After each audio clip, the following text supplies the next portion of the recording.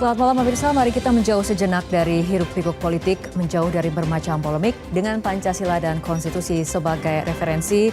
Kita berdiskusi untuk perbaikan negeri, membahas bermacam isu kebangsaan, bukan kepentingan pribadi kelompok atau golongan. Visi negarawan menjadi kanalisasi gagasan-gagasan luar biasa untuk memecahkan berbagai persoalan bangsa. Dan apa tema diskusi kita? Berikut rangkumannya. Janji secara bersama-sama yang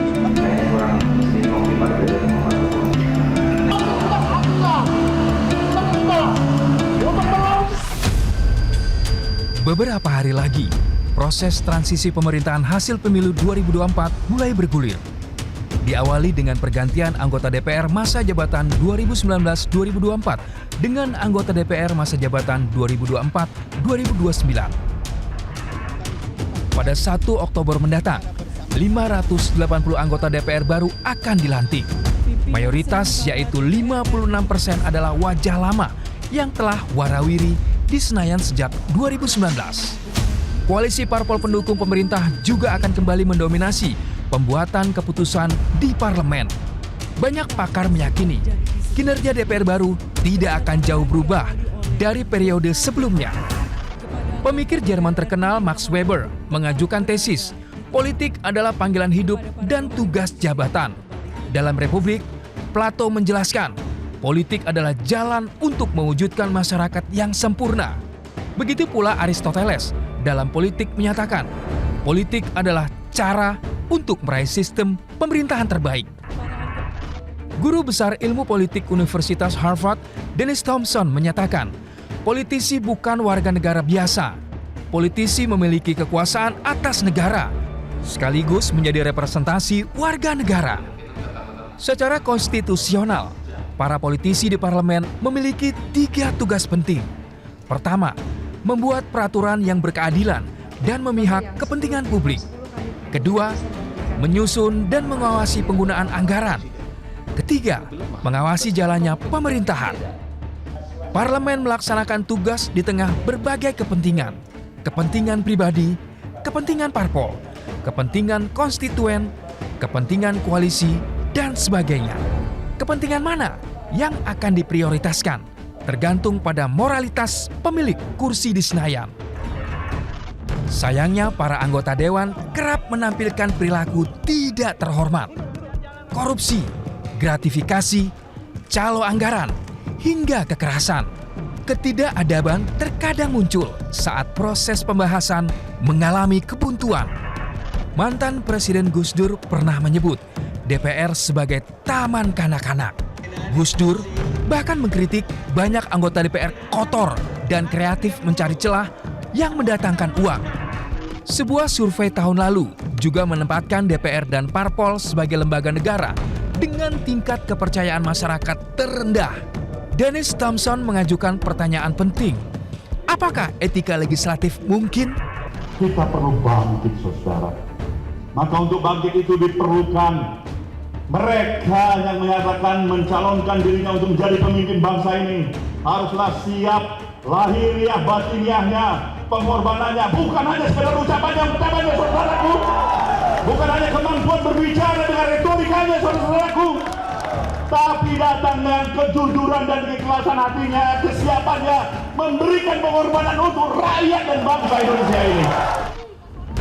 Parlemen sebagai tempat berkumpulnya politisi, idealnya berisi negarawan yang fokus bekerja untuk kemajuan negeri. Namun fakta di lapangan, politisi kerap berperilaku sebagai pedagang dan menggunakan lembaga politik sebagai alat transaksi dan komersialisasi. Ditambah lagi rendahnya kinerja terkait pencapaian target program legislasi dan rendahnya integritas terkait kasus-kasus korupsi, penggunaan ijazah palsu, hingga bolos rapat. DPR yang dipilih rakyat juga kerap tidak menyuarakan aspirasi rakyat. Pengambilan keputusan kerap berlangsung dalam ruang tertutup yang tidak tersentuh partisipasi publik. Prosesnya ada yang dipercepat atau dibuat lambat, seakan mengikuti pesanan.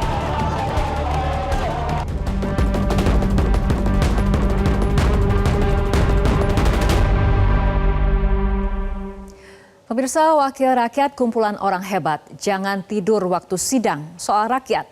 Itulah petikan lagu surat buat Wakil Rakyat yang mengkritisi perilaku anggota DPR di era Orde Baru. Tidur di saat rapat menjadi tukang stempel kebijakan penguasa adalah potret DPR di masa lalu. Lebih seperempat gerakan reformasi berlalu, apakah anggota DPR menunjukkan perbaikan perilaku? Direktur Pusat Media dan Demokrasi LP3S menyatakan DPR saat ini merupakan parlemen paling hening sepanjang era reformasi. Kasus korupsi, gratifikasi, calo anggaran, calo proyek, hingga calo kuota berulang kali menjerat para wakil kita. Kinerja DPR juga terus disoroti karena tidak pernah mencapai target legislasi. Bahkan rendahnya kualitas legislasi membuat ada yang divonis konstitusional bersyarat oleh Mahkamah Konstitusi. Potret buram DPR diperparah dengan konfigurasi politik yang melemahkan posisi legislatif terhadap eksekutif. Walau dipilih rakyat jelata, DPR justru kerap dinilai melayani penguasa. Padahal tata negara kita menganut prinsip trias politika. Sebuah artikel oleh pejabat UNDP bernama Frank Filner mengungkapkan DPR periode 2019-2024 aktif mendukung rezim otokrasi hukum. Guru Besar Ilmu Politik Universitas Harvard, Dennis Thompson menyatakan politisi bukan warga negara biasa. Politisi memiliki kekuasaan atas negara sekaligus menjadi representasi warga negara. Dennis mengajukan pertanyaan penting, apakah etika legislatif mungkin? Harapan baru DPR baru adalah tema diskusi kita untuk pekan ini.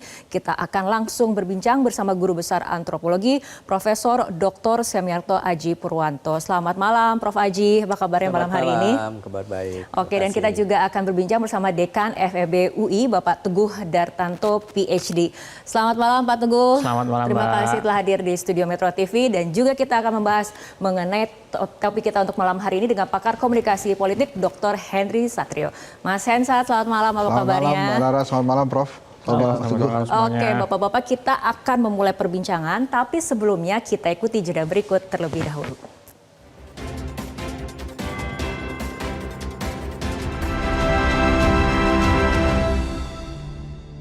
Pemirsa, beberapa hari lagi formasi DPR akan berganti, anggota lama akan diganti dengan yang baru. DPR hasil pemilu, rakyat menaruh harapan baru kepada DPR baru, namun banyak pakar menduga perilaku dan performa DPR baru 11-12 dari DPR yang lama. Saya akan ke Prof. Aji terlebih dahulu. Apakah etika legislatif mungkin dan rakyat ini layak bisa mendapatkan harapan baru untuk era DPR yang baru itu? Oh ya. Jadi ini menarik pertanyaannya, etika legislatif apakah mungkin satu hal, lalu kemudian apakah rakyat berhak atau bisa berharap bisa pada yang berharap, baru itu ya. Ada Itu, harapan nggak? Ya itu menarik sekali, karena tadi dibuka dengan salah satunya pendapat dari kakeknya sosiologi ya, Weber yang bicara kalau politik itu call ya, satu panggilan suci untuk memperbaiki kondisi. Jadi itu satu hal yang kita catat pertama. Tapi juga dalam konteks sosiologi kita kenal satu konsep dasar. Kalau individu di dalam masyarakat itu selalu punya kedudukannya, punya status. Dan di dalam status itu ada perannya. Oke, kalau dia sudah menjadi legislator, anggota DPR, statusnya, perannya diharapkan seperti apa? Tentu diharapkan sesuai dengan statusnya. Ya. Nah, kalau kemudian misalnya Anda jadi host, saya narasumber, terikat dengan status dan peranan, saya bisa berharap nanti hostnya akan seperti apa, hostnya bisa berharap kita akan seperti apa. Itu ekspektasi. Ya. Nah, kemudian kalau kemudian kita tahu ada orang dipilih menjadi anggota DPR, statusnya, lalu kemudian perannya seperti apa, kalau memang itu dalam satu kondisi yang ideal, kita bisa berharap dia seperti apa. Nah, kondisi yang ideal itu seperti apa? Yang paling ekstrim tentu saja adalah kalau kondisi institusinya itu berupa kurang lebih ya, kita sebut sebagai total institution, di mana segala status dan peran itu benar-benar lurus ya. Benar. Ya. Kalau tadi anggota DPR ya perannya harus seperti ini, lurus. Tapi politik dalam hal ini kayak lembaga legislasi kayak DPR itu kan bukan total institution. Lebih seperti loosely structured community. Jadi komunitas yang sangat loose, di mana status dan perannya, nah itu dia. Jadi persoalannya di situ ya, karena kita lihat dalam konteks perilaku politik, ya seringkali peranan dan statusnya, apalagi di dalam konteks DPR kita belajar berkali-kali, ini lebih memperlihatkan kondisi sebagai loosely structure, ya community, ketimbang semacam walaupun kita nggak mengharap itu sebagai total institution, tapi paling tidak status dan peran itu bisa kita tunggu sehingga kita bisa berharap dari orang dengan status tertentu. Nah, masih berbicara mengenai harapan, ini saya akan ke Mas Hensat. Mas Hensat, mengenai harapan, ini tapi kita lihat potret DPR-nya sendiri akan didominasi oleh wajah dan format koalisi yang sama. Berbicara harapan, apakah kita masih bisa berharap harapan yang lebih besar, perbaikan kinerja legislatif? Gini, kalau belum apa-apa kita tidak memiliki harapan positif, jadi ngeri gitu. Maka menurut saya sih harusnya kita punya harapan positif ya, karena mereka kan belum kerja. 56% orang lama, ada 44% orang baru. Kita lihat 44%-nya lah. Jadi ini harapannya sebetulnya sudah 44%. Mudah-mudahan aja anggota DPR yang lama kemudian kena virus pembaruan dari orang-orang anggota DPR yang baru ini. Tapi kan sebetulnya kalau di DPR itu tidak semudah itu Rara melihat. Ada kekuatan yang lebih besar daripada kekuatan para anggota DPR itu, yaitu kekuatan di DPP partai politiknya masing-masing, kekuatan ketum, gitu ya. Arahan-arahan ketum itulah yang kemudian menjadi paradigma dan objektif para anggota dewan ini. Maka kalau kita bicara apakah kita boleh berharap kepada para anggota dewan, harus.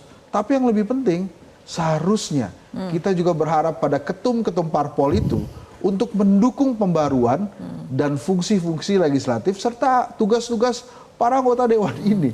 Nah ini nggak bisa dikesampingkan nih, bagaimana peran ketum dalam memperbaiki atau memberikan harapan baru bagi rakyat terhadap Dewan Perwakilan Rakyat kita.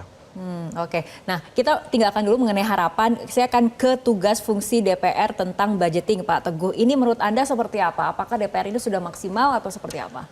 Ya kita berharap lah, artinya tetap ada harapan. Harapan dengan wajah-wajah baru tadi 44%, artinya kita berharap bahwa wajah-wajah baru ini punya semangat baru, di mana mereka ya tiga fungsinya ya, legislasi, budgeting dan juga pengawasan. Saya rasa sih dengan wajah-wajah baru ini kita berharap mereka itu benar-benar memahami. Wajah barunya tapi 44%. Iya, berharap lah membawa virus baru lah ya, artinya semangat baru di mana mereka ini benar-benar bisa membawa aspirasi masyarakat yang diwakili sehingga bisa inilah berdiskusi dengan pemerintah dalam konteks nanti program apa dan anggarannya berapa. Ini sangat penting sekali. Jangan sampai bahwa nanti yang terjadi lah DPR ini dalam tanda kutip mengikuti apa maunya pemerintah aja gitu loh. Artinya memang nggak ada dialektika terkait dengan program apa yang harus dibiayai yang menjadi prioritas. Ini yang menurut saya berharap bahwa di awal-awal ini mereka gaspol lah ibaratnya, menggebrak dengan program-program baru dan fokus kepada kedepannya adalah permasalahan apa sih yang dihadapi bangsa ini, dan itulah yang harus dikawal oleh anggota DPR. Jangan sampai ya bisnis as usual aja. Ya sudahlah kayak gini-gini aja, toh juga kita baik-baik aja gitu. Itu bahaya Artinya juga. sebelumnya memang bisnis as usual, Pak Teguh? Ya saya rasa sih karena memang dalam struktur yang lama kan memang nggak ada oposisi yang kuat ya, sehingga yang terjadi adalah antara pemerintah dan juga DPR ini kan sia sekata gitu, sehingga tidak ada dialektika yang dalam di dalam pembahasan-pembahasan mengenai program kerja pemerintah dan juga penganggaran. Ini ke depan kita berharap walaupun mungkin juga strukturnya mirip, tetapi anggota DPR yang baru maupun yang lama ini juga mengedepankan menyusun program dan menganggarkan itu sesuai dengan apa yang dibutuhkan masyarakat. Ini yang menurut saya sangat penting sekali gitu. Oke, mengenai masyarakat dan Dewan Perwakilan Rakyat, kita punya jejak pendapat sederhana dengan pertanyaan mengenai apakah DPR sudah mewakili kepentingan Anda? 85% menyatakan belum. Ini 85% loh menyatakan belumnya. Kita akan ke Pak Teguh kembali karena kita akan berbicara mengenai fiskal, subsidi, stimulus atau apapun yang dikerjakan oleh DPR dari segi anggaran dan seperti itu. Apakah menurut Anda selama ini sudahkah pro rakyat? Karena kalau apabila kita lihat dari netizen mengatakan 85% merasa belum diwakili gitu kepentingannya. Ya, ini menarik ya, ini cukup surprise juga, ada 85% masyarakat yang diwakili oleh anggota DPR merasa belum mewakili. Ini kan ada disconnect ya antara yang diwakili dan yang mewakili, gitu. Suaranya berbeda. Tapi saya rasa kalau kita melihat terkait dengan berbagai program subsidi ataupun program-program sebenarnya kalau melihat ya APBN yang 2025 kemarin menurut saya sudah cukup lumayan lah. Artinya beberapa program itu memang ada yang memang benar-benar fokus ya untuk menolong masyarakat miskin dan rentan. Tetapi isunya adalah yang missing menurut saya adalah program-program yang ditujukan untuk masyarakat kelas menengah. Nah, masyarakat kelas menengah ini kan sebenarnya dia bayar pajak tetapi proteksinya nggak banyak. Nah, program-programnya ini belum banyak gitu. Dan saya rasa yang di polling ini kan bukan masyarakat yang miskin dan bawah. Mereka rata-rata yang ngisi polling seperti ini kan rata-rata kelas menengah ya. Inilah yang mengapa suaranya bisa 85%. Itulah yang menurut saya memang fokus pemerintah ke depan ini bukan hanya membicarakan kelompok miskin, kelompok rentan, tapi permasalahan kita saat ini itu malah sebenarnya kelas menengah yang jumlahnya menurun, proporsinya menurun, dan ini akan sangat bahaya kepada kelangsungan bangsa Indonesia dan juga perekonomian. Gitu. Oke, baik Mas Hensat, mengenai 10 tahun terakhir menurut Anda proses legislasi seperti apa kualitasnya? Membaik, memburuk, stagnan atau seperti apa? Kalau menurut pemerintah pasti baik kan. Tapi kalau menurut rakyat pasti akan ada koreksi-koreksi gitu. Nah ini kan menarik kalau kita lihat apakah DPR sudah mewakili kepentingan Anda. Itu kan merasa kalau dari hasil survei ini kan atau polling ini kan seperti ada gap antara rakyat dengan wakilnya gitu. Kenapa hal ini terjadi? Karena ada ketidakpercayaan juga terhadap wakil rakyat dan kemudian citra yang tidak diperbaiki oleh anggota dewan secara keseluruhan. Rakyat itu kan taunya kalau anggota dewan itu lagi sidang tidur, terus kemudian kalau jalan-jalan enak gitu ya, pokoknya kemana-mana diservis sehingga mewah lah kehidupannya. Nah sementara banyak rakyat yang melihat kenapa mereka sebagai wakil itu hidupnya lebih tajir dibandingkan rakyat yang diwakilinya kan gitu. Sebetulnya waktu itu ada kesempatan tuh 10 tahun anggota DPR memperbaiki citra, ikutin aja apa yang dilakukan oleh Pak Jokowi kan, citranya jadi positif tuh harusnya. Tapi itu tidak dilakukan, sehingga mereka membiarkan masukan-masukan atau citra negatif itu tetap ada di kepala kepala rakyat gitu. Jadi saya tahu ada beberapa anggota dewan yang memang bekerja keras untuk rakyat gitu ya. Tapi kan akhirnya rakyat itu menilainya, wah ini nggak sesuai nih dengan apa yang kita mau. Misalnya pada saat revisi Undang-Undang KPK waktu itu kan, rakyat meminta, wah jangan begitu dong. Ini harusnya segera diperbaiki sehingga KPK bisa lebih kuat dan lain-lain. Kemudian revisi KUHP, kemudian ada Undang-Undang IKN dan lain-lain ya. Kan rakyat juga melihatnya, wah ini sangat pro ke pemerintah nih. Untung aja kemarin revisi Pilkada DPR memihak rakyat ya. Jadi mungkin itu gara-gara revisi Pilkada itu, kalau enggak mungkin yang sudah nih ada 5% aja. Karena kemarin revisi Pilkada, wah ini bagus nih DPR-nya mendengarkan rakyat. Kan pada hari itu banyak rakyat yang kepikiran, ah ini pasti nggak didengerin nih. Bahkan ada yang nuduh kan, kok nggak pulang, orang paripurnanya nggak jadi. Ini kalau rakyat pulang, ini pasti pada datang nih anggota DPR terus langsung disahkan. Ada trust issue ya antara rakyat dengan wakil rakyat seperti itu ya. Saya geser ke Prof. Aji terlebih dahulu. Prof. Aji mengenai kutipan Manuel Quezon yang menegaskan bahwa loyalty to my party ends when loyalty to my country begins. Politisi kita? Iya. Saya rasa bukan politisi kita ya, itu mestinya harusnya semuanya ya. Itu kan bagian dari etika tadi ya. Kalau kita sampaikan kalau dia sudah sampai posisi tertentu ya harusnya dia lekat dengan peran tertentu. Tapi begini, itu saya secara sosiologi, secara kultural masyarakat kita sebenarnya kan masyarakat yang sangat paternalistik ya, komunal dan paternistik ya. Kalau jadi selalu ingat dengan kelompoknya dan kemudian terikat di situ. Jadi kalau itu sisi bagusnya ya, kalau kemudian kita dipilih maka mestinya kita ingat kelompok kita sebenarnya ya. Jadi kalau kemudian kita dipilih dari wilayah konstituen tertentu ya mestinya kita ke sana, sisi bagusnya. Tapi tadi Mas Hensat sampaikan juga ya, selain loyal pada kelompoknya, komunalnya, masyarakatnya, seringkali secara politik loyal kepada kendaraan politiknya. Nah, tadi memang disampaikan ada loyal pada partai, ketua partai dan sebagainya. Tapi selain itu, selain dua hal itu, loyal kepada konstituennya dalam hal ini komunitas, loyal kepada kendaraan politiknya yaitu partai politik atau ketum. Yang ketiga, seringkali juga mereka loyal atau orientasinya pada kepentingan pribadinya sendiri. Jadi kita bicara tiga dimensi kepentingan yang di sini ya. Jadi loyalitas itu bukan tunggal kan. Bisa loyal kepada diri sendiri, bisa loyal kepada komunitasnya, bisa loyal kepada tadi kendaraan politiknya. Nah, seperti apa DPR kita saat ini? Ya, teman-teman bisa melihat sekarang. Tadi disampaikan contoh-contoh Mas Hensat, Mas Teguh tadi menunjukkan adanya ketidakpercayaan dari rakyat tadi ya. Itu sebenarnya menunjukkan bahwa kayaknya masih belum seperti etika yang dibayangkan. Setelah selesai dengan pilkada, masuk menjadi anggota DPR, status ini, maka perannya mestinya berubah ya, jadi wakil rakyat, bukan wakil. Seharusnya, ya, idealnya seharusnya. seperti itu ya? Makanya etikanya kan seperti itu yang kita harapkan. Oke, baik. Nah, kita akan kembali membahas mengenai fungsi dari DPR, tapi kita akan melihat apa kemudian hasil jejak pendapat sederhana berikut ini mengenai apakah DPR sudah menjalankan fungsi legislasi, pengawasan, dan budgeting dengan baik seperti biasa, ataupun sama dengan polling yang tadi bahwa hasilnya mengatakan 80% mengatakan tidak. Saya akan ke Mas Hensat terlebih dahulu karena yang paling senyumnya paling lebar melihat polling ini. Mas Hensat, apabila kita lihat ada riset menyatakan DPR periode 2019-2024 aktif mendukung rezim otokrasi hukum dengan membuat landasan legal penyelewengan kekuasaan. Setuju, tidak setuju, sepakat, tidak sepakat? Ya kalau saya sih prinsipnya kalau yang bagus-bagus ya saya sepakat gitu. Yang nggak bagus-bagus kita nggak sepakat, kan gampangnya begitu. Nah, menarik itu tadi Mbak Rara. Sebetulnya pollingnya mungkin terlalu berat ya, tapi karena ini pollingnya di X, harusnya sih semuanya mengerti bahwa itu adalah fungsi-fungsi legislasinya anggota DPR. Sehingga pada saat ditanya gini ya, saya boleh kayak membandingkan gini.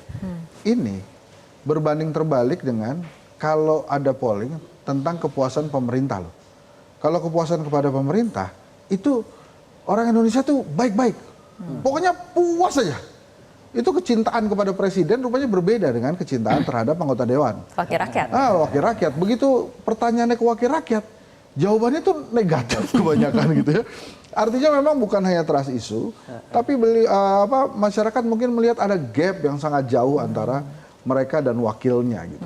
Nah, menariknya kan tadi Mbak Rara awal-awal sudah mengatakan 44% ini anggota DPR baru. Artinya memang ada evaluation system dari rakyat untuk tidak lagi memilih anggota DPR yang menurut mereka tidak oke itu di polling-polling itu. Artinya akhirnya 44% yang baru masuk. Jadi kan itu harapan yang 44% itu. Nah, sehingga gini Mbak, kalau misalnya kemudian fungsi legislasi ini ada pengawasan, budgeting itu dilakukan dengan baik, kan sebetulnya rakyat happy juga. Yang dilihat saat ini itu, apalagi nanti bila pada pemerintahan baru banyak yang masuk dan bekerja sama di dalam pemerintahan, 8 partai politik yang nembus DPR ini. Itu kan pasti juga rakyat kembali bertanya-tanya. Ini aspirasi saya didengarkan nggak? Kemudian aspirasi saya tersalurkan nggak? Jadi hal-hal itu sebetulnya menjadi pekerjaan rumah para anggota dewan kita gitu ya. Walaupun di dalam sistem kita ada DPR dan ada juga DPD yang seharusnya tidak perlu patuh kepada ketum parpolnya, yang harusnya bisa mengedepankan aspirasi rakyat lebih banyak. Tapi ya itulah tadi gitu, DPD-nya nggak kelihatan dibandingkan DPR-nya. Sedangkan begitu DPR kita ditanya, rakyat bertanya, atau rakyat ditanya, gimana sih sebetulnya kualitas DPR kita, Anda sudah diwakili atau belum? Bagaimana fungsi-fungsinya? Jawabannya begini, kira-kira. Oke, baik. Pak Teguh bagaimana? Ada tanggapan? Kita mulai dulu dari hasil polling deh, mengenai fungsi ini. Iya, artinya memang itu tadi saya setuju dengan Mas Henry bahwa memang antara harapan dengan kenyataan itu masih ada gap ya. Artinya ekspektasi dari masyarakat atau warga yang diwakili ini kan sebenarnya cukup tinggi ya. Berharap bahwa DPR ini perannya lebih aktif, lebih memperjuangkan lah, dalam arti memperjuangkan kepentingan yang masyarakat yang diwakili gitu. Mungkin selama ini mereka memperjuangkan, tapi ya proporsi yang diperjuangkannya berapa tuh tadi karena kan memang ada kepentingan sendiri, kepentingan partai, kepentingan koalisi dan macam-macam. Inilah yang menurut saya menjadi PR juga untuk ke depan, dan ini kita berharap lah, artinya yang baru-baru ini punya spirit yang berbeda, dan kita berharap, saya belum lihat komposisinya, kalau mungkin dari usianya mungkin generasi yang lebih secara usia lebih muda, lebih ini kan kita berharap lebih progresif lah. Memang ini cukup aneh ya, kalau kepuasan presiden itu tinggi sekali. Ini kan kayak kebalik kan? Iya, kayak kebalik persis. Yang presidennya 80, ininya 20. Sekarang ini kan kebalikannya aja gitu loh. Artinya ini juga menjadi PR ya, ke depan buat DPR atau wakil rakyat ini. Karena apapun ini bukan hanya masalah citra, tapi ini kan trust issues ya. Artinya yang terjadi adalah kalau trust ini dibiarkan, dengan posisi yang hasil polling yang seperti ini kan menganggap bahwa pemilu itu ya sekedar ya udahlah 5 tahunan gitu, dan kita nggak berharap setelah itu masyarakat udah lupa gitu.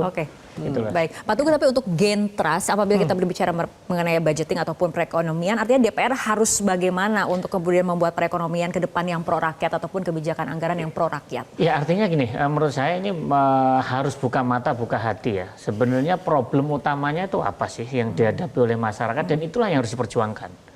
Jangan sampai program-programnya ini bukan berdasarkan fakta dan realita gitu loh. Jangan-jangan ini program hanya keinginan dari nanti arahan dari ketum, arahan dari siapa. Inilah yang kita harapkan, bahwa anggota DPR ini memahami realita, fakta dan permasalahan yang ada, sehingga mereka bisa melakukan dialektika dengan pemerintah ketika menyusun program dan masalah penganggaran. Ini menurut saya yang penting gitu. Artinya benar-benar bahwa ada evidence based lah di dalam konteks policy making atau di dalam konteks budgeting nanti itu tadi. Baik, saya akan bergeser kembali ke Prof. Aji mengenai ini, masa jabatan akan segera usai bagi DPR. Menurut Anda pantas apa tidak DPR ini memberi penghargaan kepada dirinya sendiri? Menarik nih, pantas atau tidak memberi penghargaan pada diri sendiri. Saya kalau boleh mempersempit penghargaan itu sebagai semacam hadiah atau pemberian, gift kurang lebih. Nah ini menarik nih teorinya ya. Jadi diposisikan sebagai guru besar sih. Tapi teorinya begini. Kalau gift itu di dalam masyarakat selalu sifatnya bukan pemberian dari satu pihak ke pihak yang satunya belaka, tapi selalu ada exchange, selalu ada pertukaran. Jadi kalau saya kasih kado ke Anda, suatu saat Anda akan kasih kado ke saya. Karena saya juga berharap saya sudah kasih ke satu orang lain sini. Karenanya dalam teori seperti ini, yang namanya penghargaan, apresiasi atau kado diharapkan berasal dari orang lain. Kalau perlu dari komunitas lain, karena ada pertukaran kan.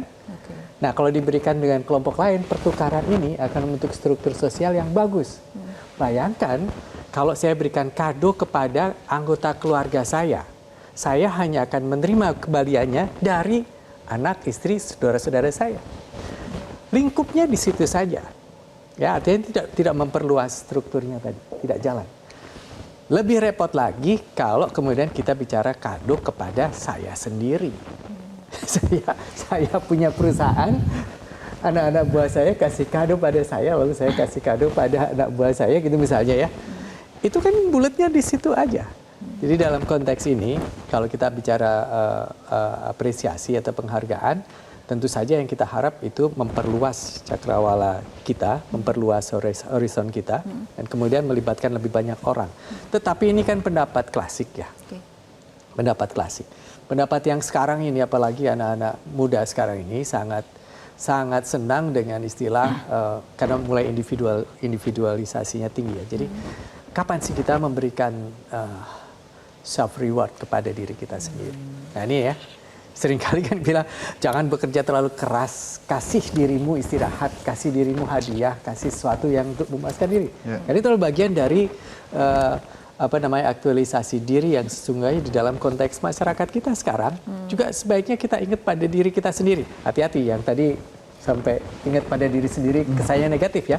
Tapi dalam konteks lain, seringkali orang bekerja keras sehingga lupa pada kondisinya sendiri. Itu juga nggak seharusnya dilakukan seperti itu. Karenanya give to ourselves, hadiah kepada kita sendiri dalam konteks itu menjadi mungkin. Ya. Tetapi Kalau kita bicara apakah tadi pantas, layak atau tidak kalau satu lembaga memberikan apresiasi hadiah pada diri sendiri. Nah, sekali lagi saya kembalikan pada dua pendekatan itu ya. Apakah kita memang mau memperluas cakupannya komunitas atau dalam konteks sedang menghargai diri kita sendiri karena kita memang pantas untuk diberi penghargaan sesudah bekerja keras, sudah bekerja sesuai dengan statusnya setelah berperan seperti itu. Kurang lebih itu. Oke, baik Bapak-bapak, kita akan lanjutkan kembali perbincangan tapi kita ikuti jeda berikut terlebih dahulu.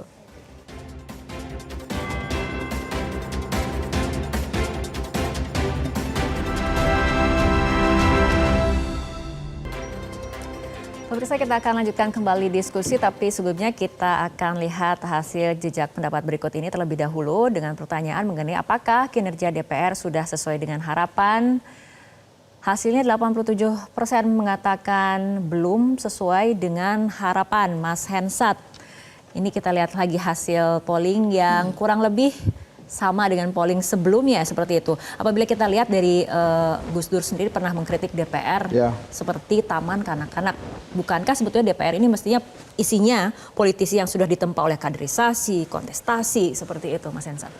Gini, itu sih betul ya. Tapi kalau kita lihat dari hasil polling ini, sebetulnya kan ini ada perbedaan harapan nih antara rakyat dengan DPR. Jadi menurut saya ada perbedaan prolegnas antara DPR dengan rakyat gitu. Mungkin rakyat inginnya hal-hal yang ada kaitannya dengan perut mereka gitu misalnya. Apakah ada undang-undang supaya sembako tetap murah di Indonesia gitu. Apakah ada undang-undang supaya mereka bisa kerja dengan enak. Kan akhirnya munculnya cipta kerja gitu. Bukan itu lagi. Jadi ada perbedaan harapan yang sangat signifikan antara wakilnya dengan rakyat yang sesungguhnya, maka hasilnya begini. Begitu ditanya kinerja sudah sesuai harapan belum? Kenapa? Karena harapan saya kan belum keluar gini loh. Kalau di berbagai hasil survei, masuk surveinya Kedai Kopi misalnya, ditanya itu permasalahan Anda apa gitu. Itu kebanyakan kan ekonomi keluarga. Kemudian ada lagi lapangan kerja gitu ya. Nah dijawabnya oleh DPR berbeda lagi gitu. Misalnya ada revisi undang-undang pilkada. Rakyat tuh lah ini saya lapar kok. Tiba-tiba ini DPR-nya sibuk sama pilkada misalnya. Jadi memang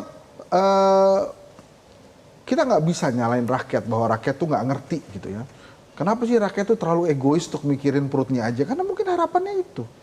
Kan kita bernegara gimana caranya kita bisa hidup lebih enak kan, lebih sejahtera. Tapi kan berbeda dengan elit-elit politik ini. Kalau kita ambil teorinya Karl Marx lah ya, elit politik itu kan berdasarkan posisi, berdasarkan reputasi, sama berdasarkan pengaruh.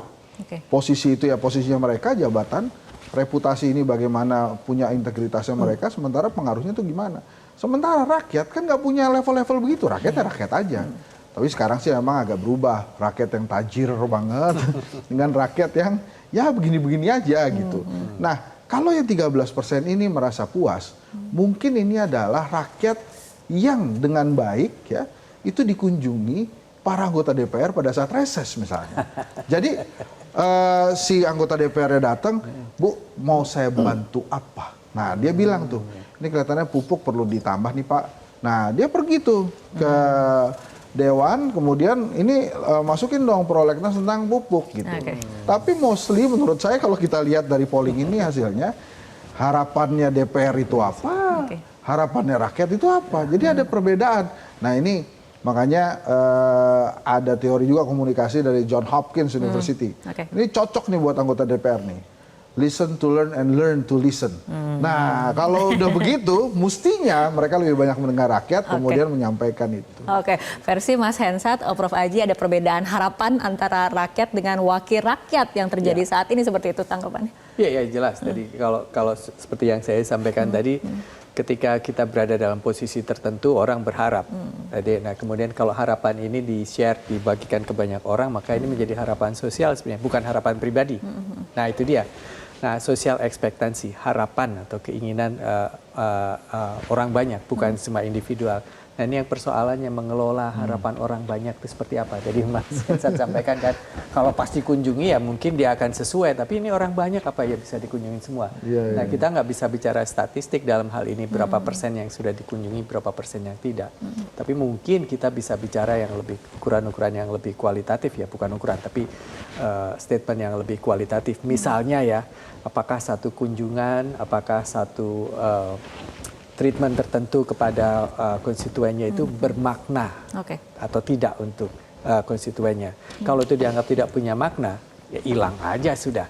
Ya, jadi sudah ada gap antara harapan rakyat dan apa namanya yang dilakukan oleh anggota dewan. Jadi saya rasa anggota dewan diharapkan ya secara kualitatif juga melakukan satu kerja-kerja yang kemudian dinilai punya makna kepada konstituen. Nah kalau selama ini nggak ada maknanya buat kami, buat kita, ya itu tadi gapnya ada gap ya antara rakyat dan ada perbedaan harapan juga kali ya. Mungkin anggota dewan juga, kalau rakyat kan harapannya kepada anggota dewan untuk memenuhi harapannya. Sementara anggota dewan kalau merasa harapan ketum parpolnya sudah sesuai, wah ini sudah selesai saya Pak, gitu makanya. Itu tadi ya. Saya pikir tadi kan anggota dewan sudah diberi kewenangan ya, harusnya dia yang harus lebih banyak memberi. Gitu. Oke, kita beralih ke situasi yang berbeda sedikit, Pak Teguh, mengenai adanya calo anggaran, calo proyek seperti itu. Ini kenapa bisa terjadi? Titik lemahnya ada di mana? Ya Pak Teguh lah. Ya isu ini kan sebenarnya ini kan kalau di dalam bahasa ekonomi kan ada namanya rent seeking behavior ya, artinya pemburu rente ya, artinya bagaimanapun anggota dewan ini kan punya kewenangan tadi di dalam budgeting ya. Artinya dalam konteks ini nanti bisa jadi ada kolusi ataupun dengan misalnya pihak swasta atau apapun mungkin saling menjanjikan. Tetapi intinya adalah dalam proses budgeting ini pasti ada pola negosiasi satu sama lain antara pemerintah dengan dewan ya, sehingga pemerintah juga kadang take and give ya, artinya mengajukan A biar cepat disetujui, nanti si anggota dewan akan mendapatkan program mana di mana letaknya. Ini yang kalau misalnya seperti itu mungkin masih wajar ya, artinya misalnya ada sebuah program dari pemerintah karena di anggota dewan pengen di dapilnya misalnya. Kalau seperti itu menurut saya ini ya oke gitu loh, walaupun juga memang harusnya kan memang juga terlepas nggak hanya dari dapilnya aja kan program-program itu, tetapi juga menyeluruh. Tetapi yang mungkin nggak oke itu tadi kalau ada kolusi antara misalnya wakil rakyat dengan juga misalnya pihak lain lah, swasta atau apapun, karena yaitu tadi kalau misalnya ada program A nanti yang dapat mengerjakan si perusahaan tertentu. Ini yang menurut saya yang nggak boleh, tetapi isu ini mungkin nggak bisa dipungkiri karena orang punya kekuasaan dan kekuasaan itu kan ada harganya gitu. Dan mohon maaf ini juga didrive dari ongkos politik kita yang cukup mahal ya. Di dalam konteks kontestasi pemilihan anggota dewan itu kan cukup mahal. Sehingga bagaimanapun orang akan selalu berpikir mencari pengembalian lah. Ini yang juga kita harus pikirkan bagaimana memperbaiki lah dari hulu ke hilirnya gitu. Kita nggak hanya menangkap hanya satu sisi aja bahwa calo proyek ini itu, tetapi kan kita harus melihat dari konteks besar dari sistem politik kita yang memang mau nggak mau perilaku seperti itu tuh ada, walaupun kita nggak boleh itu memaklumi ya, tetapi memang ada gitu loh. Artinya anggota dewan ini punya kewenangan budgeting, negosiasi dengan pemerintah. Di satu sisi kan mereka bisa melakukan kolusi dengan yang lain gitu. Tapi ya ini rent seeking behavior, pemburu rente ini memang ya akan selalu ada, tapi bagaimana kita selalu meminimalkan atau minimal kalau ada pun dalam konteks yang lebih baik gitu. Oke, diskusi semakin menarik, tapi seperti biasa kita harus ikuti jeda berikut terlebih dahulu.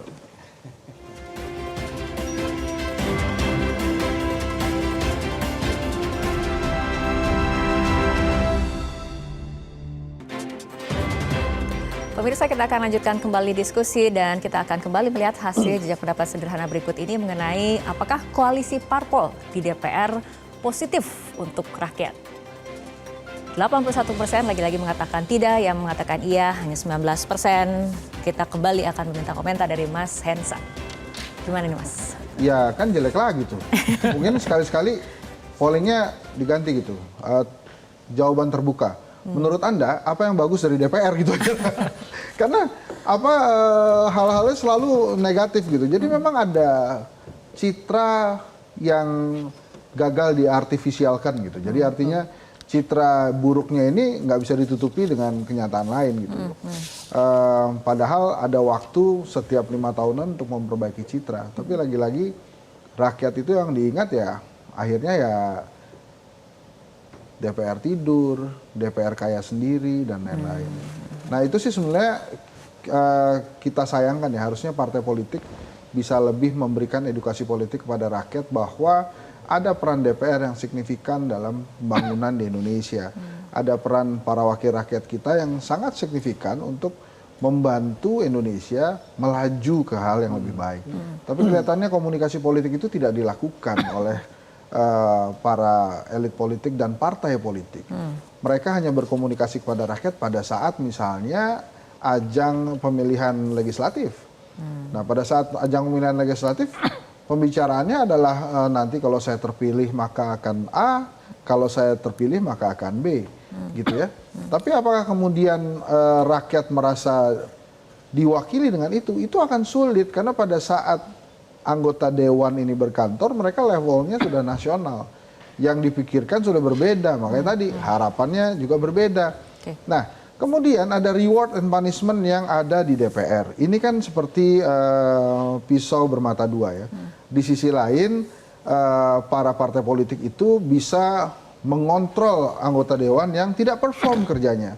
Tapi di sisi lain, susah kita menemui atau menemukan anggota dewan yang sangat ideal gitu ya, yang lurus bekerja untuk rakyat, yang mengenyampingkan kepentingan partai politik. Karena ada sistem PAW itu. Ya, kalau Anda nggak nurut-nurut, saya PAW loh.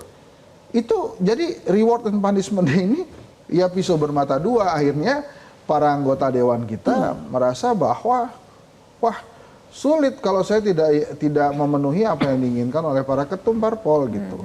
Makanya sebetulnya hal ini tuh harus bisa dijembatani. Otherwise setiap kali kita polling begini, DPR-nya terus-terusan negatif kan kasihan juga gitu. Kasihan yang udah kerja beneran gitu maksud saya. Jadi ya mudah-mudahan lah ya ada perbaikan citra nih 44%-nya ini tidak melulu gitu mengikuti kinerja dan kebiasaan yang 56% itu gitu. Kalau pandangan dari Prof Aji seperti apa? Ya, apa itu? Mengenai hasil polling tadi di mana koalisi parpol ada dampak positifnya tidak sih untuk rakyat? Koalisi parpol di DPR. Koalisi parpol DPR. Saya rasa karena saya backgroundnya di antropologi ya, kita bicara budaya ya, kita mungkin bicara tradisi ya, atau tradisi politik atau budaya politik kita.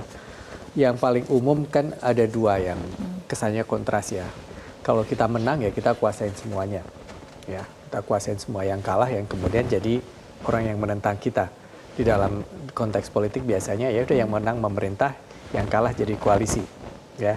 Jadi itu dalam kondisi demokrasi sekarang diperlukan orang yang kalah dan perannya sebagai oposisi tadi ya, statusnya kalah, perannya oposisi. Tapi kemudian kita lihat juga ya, jangan semuanya oposisi, jangan semuanya menentang. Kalau Anda piawai bagus, kenapa nggak masuk ke kami, ya? Sehingga kita bicara soal koalisi. Jadi tidak harus menjadi pemenang untuk menjadi duduk di dalam konteks pemerintahan. Nah saya ingat tadi jawaban Pak Teguh ya, Mas Teguh ya, sampaikan bahwa karena ongkos politiknya tinggi dan semua orang tahu, yang menang maupun yang kalah itu tahu bahwa apa sih, menang jadi arang, kalah jadi abu gitu ya. Jangan sampai yang menang ambil semuanya, yang kalah nggak dapat apa-apa. Nah itu dia. Ada bau-bau transaksi yang nggak enak di situ kan. Jadi kalau kemudian kita mau ada partai pemerintah, ada partai koalisi, atau di dalam DPR ada yang berkuasa, ada yang koalisi menentang, itu bagus-bagus saja. Semuanya jadi satu, itu juga bagus-bagus saja. Kecuali jadi satunya karena persoalan yang tadi ya, persoalan yang isinya adalah istilahnya transaksional ya. Jadi itu yang nggak benar di situ. Karena kalau isinya koalisi sama yang berkuasa terus-menerus dan ini tidak di manage dengan baik, ya artinya ribut terus, bertengkar terus, nggak bagus juga kan. Tapi kalau kemudian anteng-anteng terus, semuanya dapat, nah curiga juga, jangan-jangan ini nggak jalan mekanisme checks and balance-nya ya, karena tadi ada transaksinya. Oke, baik. Pak Teguh, tanggapannya seperti apa? Iya, menurut saya sih tadi setuju dengan disampaikan Prof. Haji bahwa berkoalisi semua, nggak ada yang di luar juga nggak bagus gitu. Menurut saya harus ada balance ya, artinya memang juga kita juga pengen ada yang di luar partai pemerintah sehingga bisa melakukan check and balances, tetapi juga kita berharap oposisi yang produktif itu bukan oposisi yang berisik gitu loh. Artinya juga bukan hanya asal tidak setuju juga gitu loh. Yang menurut saya ini yang kadang terjadi kalau oposisi itu oposisi berisik bukan oposisi produktif gitu. Artinya ya asal berbeda aja, ini kan nggak benar juga gitu. Artinya kita berharap, tetap aja saya berharap ke depan ini masih ada yang di luar yang bisa menyuarakan lah untuk memberikan wacana dan pandangan berbeda dari apa yang diusulkan pemerintah gitu. Kalau misalnya cuma semuanya jadi satu, nanti yang terjadi adalah semuanya akan distempel tanpa ada dialektika dan dinamika di dalam gitu. Apa benar-benar mengulas program-program, apakah ini tepat sasaran, budgetingnya benar atau enggak gitu. Menurut saya tetap dibutuhkan ya, ada yang memang berkoalisi, ada yang di luar yang memang itu bagian dari untuk check balances agar jalan gitu. Tapi kita yang berharap yang di luar, tapi sekali lagi saya tegaskan yang di luar atau yang jadi oposisi di parlemen itu atau di DPR juga oposisi yang produktif gitu, atau dengan rasional, bukan hanya oposisi yang berisik asal berbeda. Ini juga menurut saya nggak bagus juga. Oke, baik Mas Hensat, kembali ke internal DPR sendiri. Kode etik di DPR ini sebetulnya sudah cukup komprehensif, dan posisi MKD sendiri apakah sudah efektif? Nah ini MKD ini kan sebetulnya mengadili teman-teman ya. Jadi artinya pada saat seseorang masuk di MKD itu sangat mungkin ada komunikasi politik sebelum itu gitu ya. Tapi kalau kemudian komunikasi politik itu gagal, maka barulah kemudian masuk di MKD. Sebetulnya sistem yang ada di DPR itu sudah baik ya, hanya memang citranya saya yang perlu diperbaiki. Ini kata Sultan Najamuddin ya, dia bilang tuh demokrasi di Indonesia itu perlu green demokrasi, ada harapan dan keseimbangan. Nah ini menarik sebetulnya dalam rangka penerapan etika itu. Jadi kalau kemudian si green demokrasinya si Sultan ini bisa dilaksanakan, sebetulnya akan ada perbaikan-perbaikan signifikan di citra para anggota dewan kita. Nah itu tadi, masalahnya adalah ini kan politik. Tadi Prof. Adi mengatakan demikian, Mas Teguh juga mengatakan demikian, bahwa perpolitikan di dalam itu tidak sama dengan apa yang kita lihat di luar gitu ya. Mereka mungkin kalau diundang oleh Mbak Rara ke TV bisa saling berdebat, tapi begitu selesai dari sini kan mereka janjian lagi makan bakso gitu ya. Jadi artinya perpolitikan riang gembira itu terjadi di antara mereka gitu maksud saya. Jadi ya itulah harapan baru sih harus kita letakkan ke anggota dewan.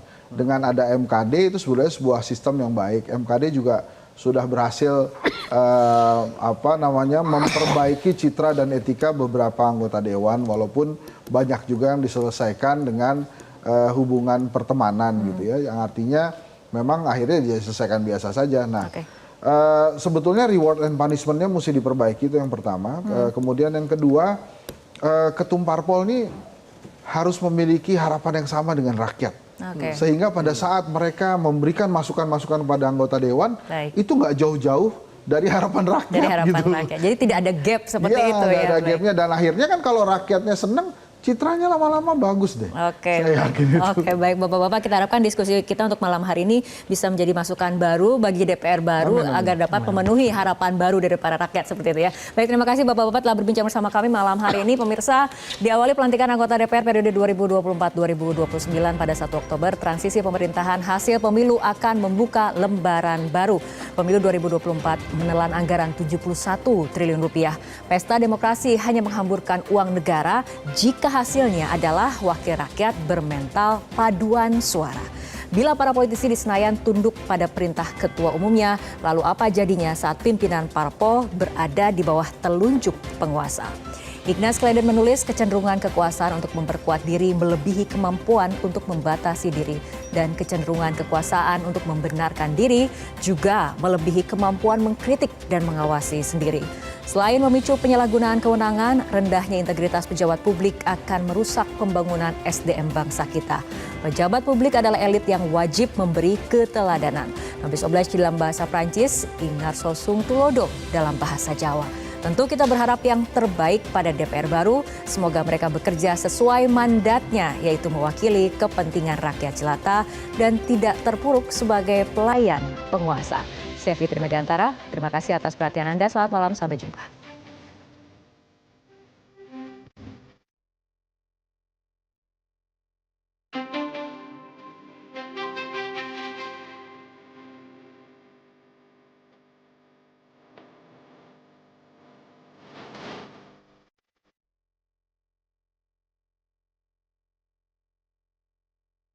Metro TV.